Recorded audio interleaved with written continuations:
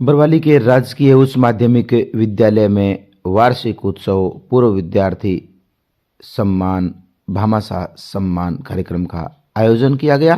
दरअसल इस कार्यक्रम का नाम कुंजा रखा गया। कार्यक्रम में शानदार प्रस्तुतियों से सभी को तालियां बजाने पर मजबूर किया गया। बेहतरीन आयोजन जिसमें अंतर्राष्ट्रीय कलाकार वीण वादक रामकुमार नाथ एंड पार्टी के साथ साथ विद्यार्थियों ने शानदार प्रस्तुतियां दी। आपको बता दें कि गीतकार अमर सिंह चौहान ने भी अपने गीतों के माध्यम से खूब तालियां बटोरी। इसी दौरान राकेश जयपुरिया ने भी खूब शानदार प्रस्तुति दी। यहाँ मुख्य अतिथि के तौर पर पधारे प्रधान पंचायत समिति नोहर सोहन ढिल, जिन्होंने भी कार्यक्रम में अपनी बात रखी। सुनते हैं उन्होंने क्या कहा। बरवाली के वार्षिक उत्सव भामाशाह सम्मान समारोह के कार्यक्रम में मंच पर अध्यक्षता कर रहे संस्था के राणा प्रधानमंत्री के रूप में पधारे जिला परिषद से भाई दीप धन्यवाद साहब, आपके सरपंच साहब, पूर्व सरपंच साहब जाकिर साहब, तमाम इस संस्था से जुड़े हुए मेरे पिता तुल्य बुजुर्ग, माता शक्ति पति बिराजी, मेरे भाई पर मेरे माता और बहने, गांव के युवा साथियों, इस संस्था के अध्ययनरत पूर्व छात्र छात्राएं और वर्तमान में अध्ययन कर रही मेरी प्यारी प्यारी छोटी बेटी बेटे, आप सबको इस कार्यक्रम की बहुत बहुत शुभकामनाएं और हार्दिक बधाई। महाशाखा के अंदर संसाधन उपलब्ध होने की जा रही है, पर मैं उससे पहले आप सब बुजुर्गों से मैं एक बात करना चाहूंगा कि गवर्नमेंट के पीएचयू हमारी उदासीनता की वजह से, हमारे ध्यान नहीं रखने की वजह से जो सरकारी हमारे संस्थान है वो खत्म होते जा रहे हैं। आपने आज से 3 दिन पहले पढ़ा होगा कि नामांकन शून्य होने के कारण राजस्थान के 469 स्कूल गवर्नमेंट ने बंद कर दिए। ये स्थिति क्यों है? आपको इस बात पे विचार करना होगा। आपको गांव की चौपाल में, गोगाड़ में, पंचायत में बैठ के इस बात पर चर्चा करनी पड़ेगी। नहीं तो ये कमरे और जो ये सुविधाओं की बात की जा रही है, ये काम करने के लायक संस्थान बचेंगे। आज यहाँ 1100-1200 घरों की आबादी का गांव है और कुल मिला के मेरे को जहां तक ये लग रहा है बच्चों की संख्या देखते हुए कि दोनों स्कूलों में 300 बच्चे नहीं होंगे। ये हो क्या रहा है? किस चीज के लिए मांग रहे हैं हम? किस दिशा में जा रहे हैं? हमारे बुजुर्गों ने 100-100 रुपए इकट्ठे करके संस्थान को खड़ा किया था इसलिए कि हमारे आने वाली पीढ़ियां सरकारी संस्थान में पढ़े, और आज हम प्राइवेटाइज की तरफ आकर्षित हो रहे हैं। आप मेरे साथ चले, किसी भी प्राइवेट स्कूल का भवन मुझे दिखा देना जितना सरकारी स्कूल की उसकी भूमि होती है उतनी भूमि अगर वो बड़ा हुआ हो तो, कोई बिल्डिंग दिखा देना अगर इससे मजबूत हो तो, या वो मेरे को शिक्षक दिखा देना जो सरकारी स्कूल से ज्यादा ग्रेजुएट, ज्यादा पढ़े लिखे, ज्यादा शिक्षक हो। ये हो क्या हो रहा है? कहाँ जा रहे हैं? आज हमारे हर घर की एक ड्यूटी बनती है कि पढ़ाएं हम हमारे हर एक बच्चे को सरकारी संस्थान में, सरकारी स्कूल में। अगर उतना नहीं कर सके तो घर का एक बच्चा तो कम से कम सरकारी स्कूल में आए, ताकि इन बने हुए भवनों का उपयोग सही तरीके से हो सके और आने वाली पीढ़ी सरकारी संस्थानों में पढ़ सके। धीरे धीरे ये हो जाएगा।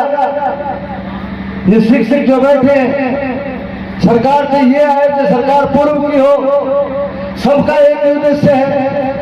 शिक्षकों को सौंप दो बीएलओ का काम, शिक्षकों को सौंप दो जनगणना का काम, शिक्षकों को सौंप दो पशु गणना का काम, शिक्षकों को बढ़ाओ गांव की गलियों में, ताकि बड़े बुजुर्ग कह दें कि शिक्षक तो पढ़ाओ ही कोई गलिया में धक्का खाए। ये एक मानसिकता ग्रहण हर आदमी के दिमाग में घुस जानी चाहिए कि सरकारी टीचर पढ़ा नहीं रहा है, मोह भंग हो जाए सरकारी स्कूलों की तरफ से और प्राइवेट की तरफ धीरे धीरे बढ़ जाए। जिस दिन ये संस्थान सारे टूट जाएंगे, फिर दिन टापर में लेके प्राइवेट स्कूल में जाओगा तो प्राइवेट स्कूल वालों कहेगा कि 50,000 रुपया महीने का दूंगा। खाली हालत की हो, किसे कमरे की बात करो, किसे चौधरी की बात करो, जरूरत ही कौन रही यहाँ चिंता। अब बात मात्र ये एक दिन आपका स्कूल में आने का मतलब ये नहीं है कि मैं यहाँ बच्चों के कार्यक्रम देख लूं या एक उत्सव के रूप में मना के 1 घंटा बैठ के चला जाऊं। आपका विचार इस बात की तरफ ध्यान होना चाहिए। पटवारी जी बैठे हैं, पढ़े लिखे यहाँ रिटायर्ड टीचर बैठे हैं, आप इस स्कूल से पढ़ के निकले, आपने सरकारी नौकरी की है, आपको गांव के साथ बैठ के चौपाल में इस बात को करना पड़ेगा कि हमारे संस्थान तब बचेंगे, हमारे बच्चे तब आगे बढ़ेंगे जब सरकारी संस्थाएं मजबूत होगी, और सरकारी संस्थाएं तब मजबूत होगी जब बच्चों की संख्या बढ़ेगी। इसकी तरफ किसी का ध्यान नहीं। आवे इतनी बारी का कमरों दे तो कमरे में बिठाओगा कि नहीं यार? अगर यही हालात रहे, सरकार गाइडलाइन जारी कर देगी कि बच्चों की संख्या के हिसाब से सरकार का पैसा स्कूल के अंदर खर्च होगा, और आने वाले समय में एक पैसा नहीं दे पाएंगे किसी स्कूल में। टापरी को क्या ना पी सकते? ये गाइडलाइन जारी हो जाएगी, देखना कितने दिनों में, अगर संख्या नहीं बढ़ी। मुझे दुख है इस बात का कि मैं 2 साल पहले यहाँ आया था और मैं ये कह के गया था कि मैं इंग्लिश मीडियम स्कूल में कमरे की घोषणा करके गया था, परंतु आर्थिक कारणों की वजह से सरकारें बदली। सरकार बदलने के कारण मेरी 3 किस्तें 1.5 साल का पैसा मात्र सिवाय कर्मचारियों को तनख्वाह देने के कोई एक पैसा हमारे पास पंचायत राज में आया नहीं है। न पंचायत में आया, न जिला परिषद में आया, न मेरे पास। एक किस्त तत्कालीन सरकार रोक देगी लास्ट की, 2 किस्तें इनकी होगी। एक महीने पहले अखबार में आया था एसएफसी एफएफसी का पैसा 1 किस्त जारी कर दी गई, 1 महीने पहले अखबार में पढ़ा था, अभी तक खातों में नहीं आई। अगर खातों में पैसा आया हुआ होता तो मैं इसलिए यहाँ ये घोषणा जो आज मैंने पूर्व में की वो पूरी करके आया हो। मुझे चिंता नहीं थी कि मैं गांव के बीच जाऊंगा तो गांव आदमी उड़ामा देंगे मुझे। हाँ, इल्म था, पर मगर नहीं जाऊंगा उनके बीच तो बिल्कुल चोर कहलाऊंगा, जो स्थिति वो आगे बताते। जैसे पैसा मेरे अकाउंट में आएगा, उस घोषणा के बाद मैंने 10 लाख रुपए आपको गांव को दिए।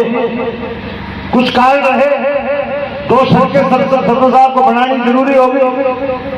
मेरी इच्छा थी कि पहले मैं कमरे का दे जाऊं, पर गांव की मांग थी, मोहल्ले की मांग थी, घरवालों की मांग थी के साथ पहले ये सड़क दो, तो मुझे मजबूरी में पिछले दिसंबर के अंदर 10 लाख रुपए सड़कों के जारी करने पड़े। वो पैसा भी आपका है, कमरे का पैसा भी आपका है, मेरे कोई घर से नहीं है, मेरे बाप दादा का नहीं है।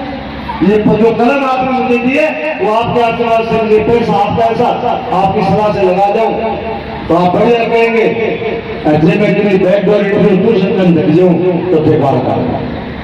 मैं वादा करके जा रहा हूं कि 1 साल का समय मेरे पास अभी और किस खाली आ गई तो सबसे पहले आपका कमरा दे दूंगा। पर आप गांव वाले बड़े बुजुर्ग भी वादा करें कि आने वाले सत्र के अंदर बच्चों की संख्या यहाँ बढ़ाओगे, प्राइवेट स्कूल में नहीं भेजोगे। ये बैठे प्रत्येक व्यक्ति का धर्म बनता है कि मैं मेरे एक बच्चे का एडमिशन हर हालात में कराऊंगा, प्राइवेट की तरफ में जाऊंगा। ये वादा भी तो आपको करना पड़ेगा। ये संस्थान तब बचेंगे साहब, न इंग्लिश मीडियम स्कूल बचेगा, न सरकारी स्कूल बचेगा, बच्चों की संख्या बढ़ती जा रही है। ये बैठे हैं, मैं आज मुझे कहने में कतई संकोच नहीं है कि इस बालिका शक्ति की वजह से स्कूल बच्चे हुए, किसी स्कूल में जाकर नामांकन चेक कर लेना, बच्चों की संख्या से ज्यादा बेटियों की संख्या मिलती है, तब ये स्कूल बच्चे वो भी चिंता के साथ कि माँ बाप ने बेटी की चिंता है, मैं घरों ज्यादा दूर भेजो पहुंचा है, जब बात चिंता भी थाने ना है तो ध्यान में भी स्कूल में कौन आने बना सकते। और माँ कहती है, दादी कहती है, बुआ कहती है कि बेटी को सरकारी स्कूल में भेज दो, गाँव में है। घर वाले सोचते चलो यार बेटी आप सरकारी स्कूल में भेज जाए, ठीक ना तो बन सारा लड्डू फिर बदली मार आना टाइम में हालत इसी कि सरकारी स्कूल बच्चा का कोई लोग ना जाके तो मन तो चिंता है। मेरे गांव के सीनियर स्कूल के अंदर 650 की संख्या है बेटे और बेटे।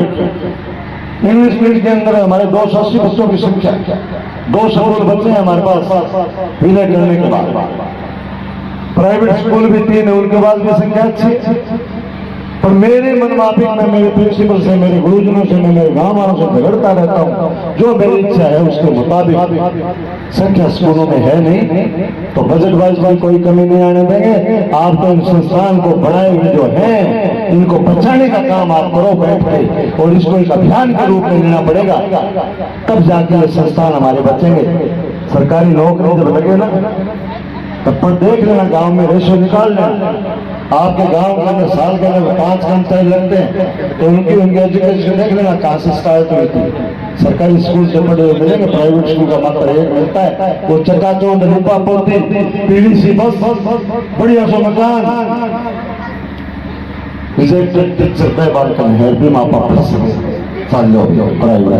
प्राइवेट सबसे अच्छी संस्थान ये है, यहाँ आप बच्चों को लाओगे। यही मेरा आज का उद्देश्य आने का था।